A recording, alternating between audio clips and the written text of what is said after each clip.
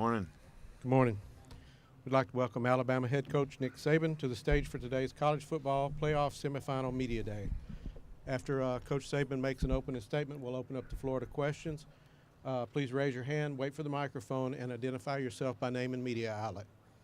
Coach Saban, go ahead. Well, first of all, wish everybody a very happy new year. I know this is a time for resolutions, and what really are resolutions? It's things that we want to do in the future. So we're trying to be pretty obsessed with what we're trying to get done here in the next couple days. So, but I'd also like to make mention of the fact that this has been a very good experience for us. The Sugar Bowl folks have done a wonderful job, the city of New Orleans, and everything has gone extremely well from an organizational standpoint, from our standpoint, and we certainly appreciate that. But, you know, we're here to play a game, and our players have done a really good job of trying to prepare for this game, and we're going to continue to do that for the next 48 hours and hopefully be able to play very well in this game.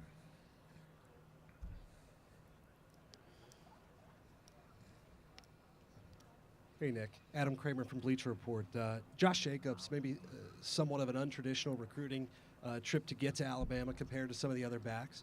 But what have you seen from him in his first 2 years? Well, Josh has been a fantastic addition, you know, to our team. He's a great role player for us. A little bit different sort of back than the other guys that we have. Really change of pace guy. He's a great competitor. Very, very relentless in the way he goes about his work. Plays a lot of toughness, a lot of tenacity. So he's always, you know, sometimes you look for that one guy that can give you a little bit of a spark, and I think when Josh came back healthy later in the season, he certainly did that for us by the way he performed and the way he played. He's a very versatile player in terms of the kind of receiver he is, inside runner, outside runner, very, very effective player. Assessment of Irv Smith, Darrell Williams, New Orleans Advocate newspaper. Would you give an assessment of Irv Smith Jr. and his development from, you know, his freshman year to now, and just his role in the offense and your overall impressions of him?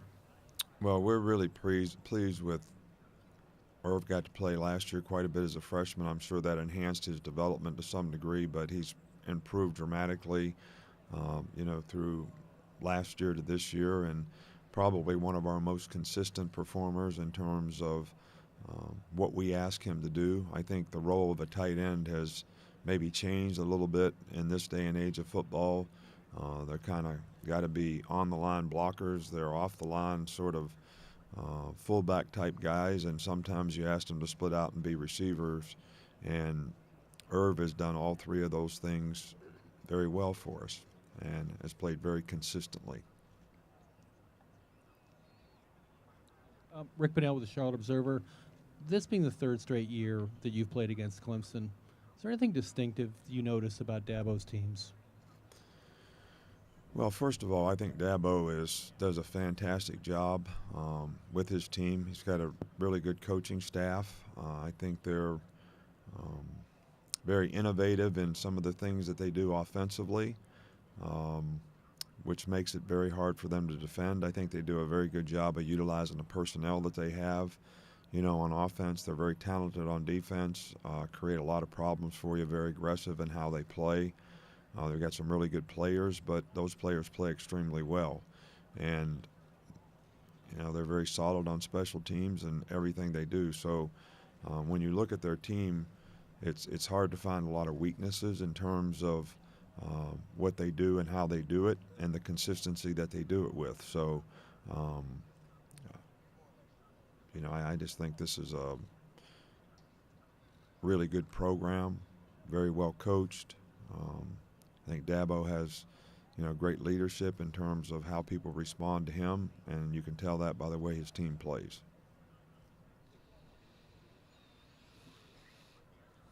Hey, Nick, Barrett Sallee, CBS. When you see Clemson this year on tape, what stands out about their wide receiver, specifically Hunter Renfrow?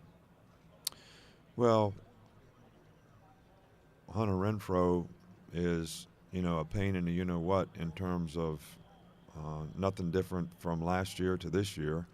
Um, the guy's very quick, very instinctive as a player, knows how to get open, makes the right decisions, um, really kind of a go-to guy for them on third down, especially in the third and, 4 to 6, 7 range. So very, very crafty, very quick, um, but very smart in terms of how he plays. And he's been really a consistent, effective player for them. And I think, when I made the statement earlier about how they utilize their personnel, um, they take, to me, receiver core is a little bit like a basketball team. You got to have a point guard, you got to have a shooting guard, you got to have a power forward. And I think that's one of the things that they do really well with their wide receiver core in terms of how they utilize their guys. And they utilize him extremely well, and he's very effective in how he does what they ask him to do.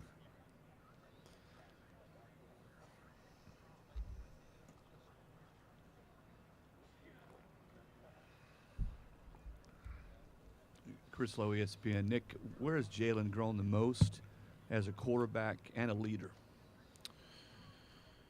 I think Jalen has improved dramatically from last year to this year. And I think his consistency and performance throughout this past season was a lot better, especially in the passing game. Jalen has always been a guy that, because of his athleticism and his ability to run the ball, has made a lot of plays with his feet.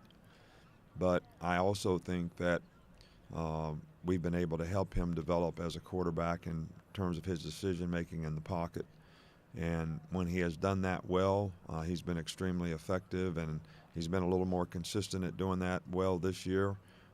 And we hope that, that we'll be able to continue to build on that, for him in this game.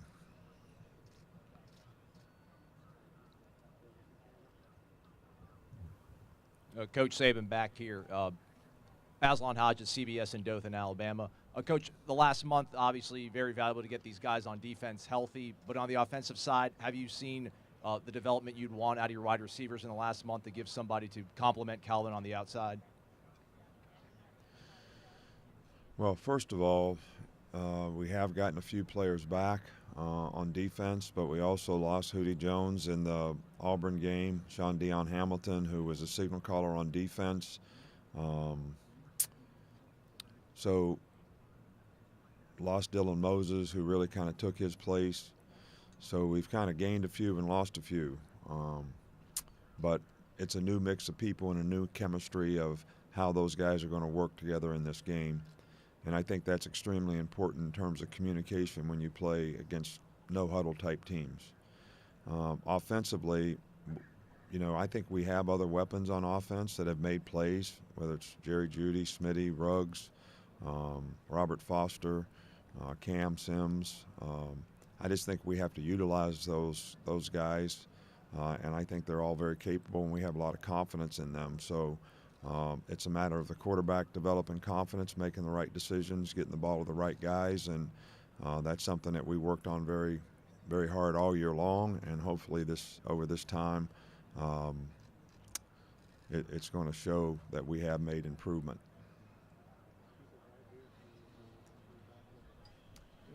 Nicole Auerbach, The Athletic.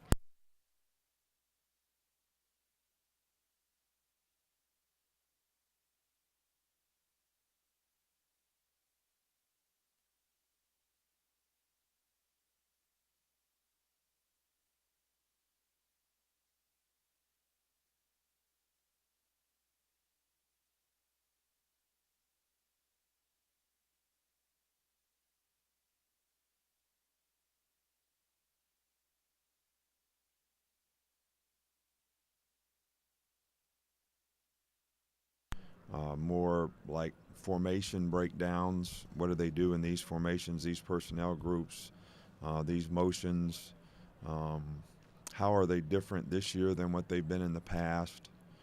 And you take some of the things that happened in the game last year and some of the things that you got hurt with in the game last year, and you kind of throw that in the mix and make sure that you're helping your players be able to play those plays effectively in the game. So anytime we play a game, right after the game, we always sort of do, uh, here's the things that we did well, here's the things we could have improved on, here's some game plan sort of adjustments that we could have made or preparation errors that would help us play better. So it starts with that self-analysis a whole year ago. And then how do you answer those questions moving forward? And we obviously watch that game again, but some of those assessments continue to be the same. So it's a matter of,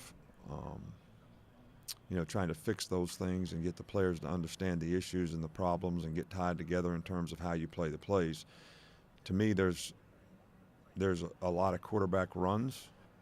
So you're basically playing a wildcat type of offense all the time with a quarterback who is able to throw the ball down the field. So that's a very challenging in and of itself circumstance to have to deal with. Nick, Will Pelagic, South Carolina Radio Network. Over here, Nick. As far as the success that you've had over the course of the last couple of years and teams trying to imitate that success, how do you think the growth of Dabo's program and Clemson, how does that growth mirror your own growth from when you guys started? Well, I don't really, it's tough to make comparisons. I think they have a very successful program. They won as many games as anybody in college football over the last few years. They put themselves in a position to have a chance to win championships and have won championships. And I think their team plays at a very high level on a very consistent basis. It's pretty obvious that they have a philosophy that they believe in, that their players believe in, and they've had a lot of success. So I don't like comparison questions. I don't think it's fair to answer comparison questions. We have a program. We have things that we believe in. And we've had some success through the years as well. So the challenge is can you continue to get people to perform at a high standard where they understand the goals and aspirations that they have and the things that they want to achieve, and but they also understand the things that they have to do to be able to achieve them, and they have the discipline to do those things and execute those things day in and day out. And it's about making choices and decisions to accomplish the goals that you have, not necessarily what you feel like doing. And I think their program probably has done that fairly well, but I think our program has done it fairly well as well. Nick, on your right, Kevin Skarbinski, AL.com. When you look at the players that you lost to the NFL from last year and the injuries you've suffered this year, is it fair to say that this defense may have overachieved so far this season? Well, maybe to say it a little differently, I would say we've certainly had our share of challenges. First of all, starting with the fact that we lost a lot of good players on defense, had a lot of new players playing. Those players developed, I think, very well. And then we had a lot of adversity to overcome in terms of some of the personnel, especially at one particular position, which would be linebacker. And sometimes you can overcome injuries when you have one here, one there at different positions because you have enough depth. But it's created some issues for this group this year, and I think that they've handled it. I think our coaches, I think Jeremy and our defensive coaches have handled it really well in terms of providing the leadership to help those guys be able to go in and be effective in the roles that they played. So, and it continues to be a challenge for us.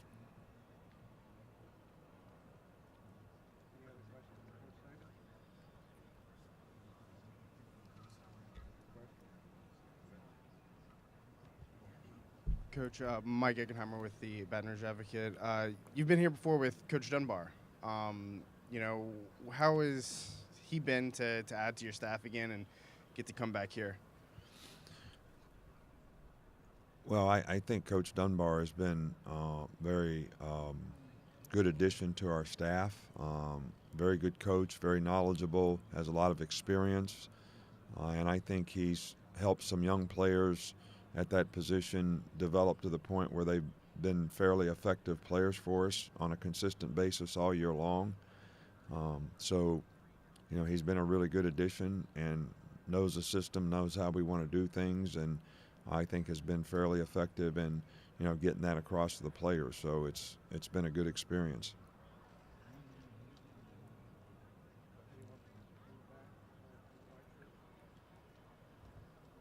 Coach Aslan Hodges again, WTVY in Dothan. Does it matter how this team arrived at this destination and got here? Historically, you guys won the Iron Bowl, and most times the SEC championship game when you've played in a game of this magnitude. Has that affected the dynamic of practice and in preparation for the game? Well, I think that if you go back to when we lost last year in the playoff, we made the statement that to the players that you don't want to waste a failing, that you want to learn from the mistakes that you made and grow from those things. And I think our players did that throughout the course of the season. We didn't finish the season like we wanted to, which sort of put our fate in someone else's hands. We didn't control our own destiny to some degree. But I think it's human nature that when you don't have success, people respond in a positive way to do the things that you want them to do. I think there's some things that are really important when you get to this point in the season, which includes our last game that we played, is,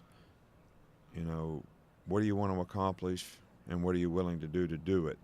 And there's probably three critical factors in all that. You got to be able to finish. I mean, you got to be able to finish plays, finish quarters, finish games. You got to be able to overcome hard, because every game that you play in situations like this are going to be a real dogfight. So if you don't have the mindset to be able to overcome adversity and get frustrated when things don't go well, then you're going to have a tough time in games like this, because you're playing against good teams and they're going to make plays and you have to respond, on the next play. And everybody's got to take ownership for what their role is. What do they need to do to be make an effective contribution to the team? And sometimes you have guys that take ownership and just change the whole dynamic of the whole team because of the way they play, the way they compete. I think the 49ers quarterback is probably the most recent example of that. I mean, the guy goes and wins 4 or 5 games in a row, but not only is he a better quarterback, they're playing better defense, they're playing better on special teams because of what he's done to sort of impact everyone else to play at a little different level and a little different standard. I think it affects confidence and all those things. So, and it's not about what you feel like, it's what you choose to do relative to what you want to do. And I think that's something that we'll see when we go out there and play, how our players really respond. And they've been good in practice. This group has been really good in terms of the preparation for this game, but we also have a lot of respect for the other team that we're playing. And we also know how we need to finish, how we need to overcome hard, how we need to take ownership if we're going to create the identity that we want to create in terms of this team, our team.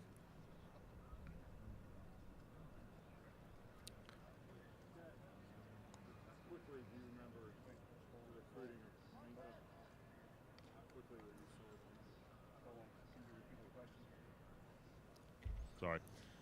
How quickly with the recruiting of Minka were you sold on him? Do you remember? Well, Minka has always been a guy that we had a tremendous amount of respect for. He came to our camp, I think, when he was maybe a junior in high school. Just very talented physically in terms of having the ability to do what a defensive back needs to do. Good in all three critical factors, being able to play man-to-man, being a good tackler, good ball skills, good ball judgment, playing the ball in the deep part of the field, very instinctive. So we saw that when he was in high school, and he was obviously one of the guys that we thought would be a tremendous impact player for us, and played when he was a freshman, has played in almost every game since he's been here. I think he's missed a game or two due to injury, but and has probably been one of our most consistent performers. And